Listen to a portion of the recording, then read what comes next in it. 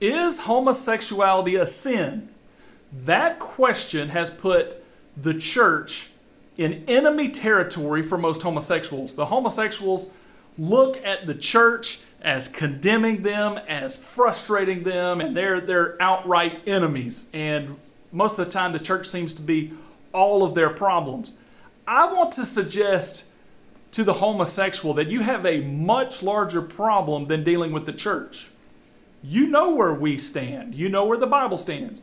But did you know, and do you know, where the average person in society stands? Now, obviously, I know what the homosexual is thinking. They're like, absolutely, I know where the average person in society stands. They all support us. We've got laws in place now. We're allowed to do this. We can openly proclaim our sexuality, etc.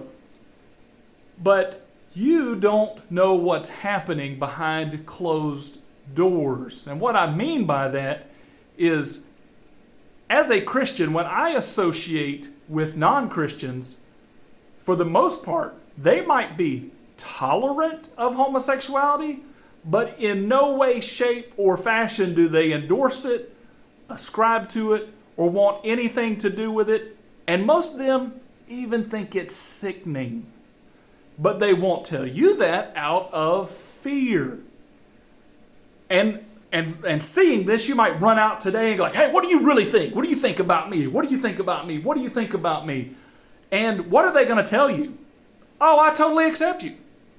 Except they are not Christians and they are not bound to telling you the truth. So they're going to lie to you yet again to cover their tracks, to not have hostility with you because they don't want to be your enemy because they see how you treat the church.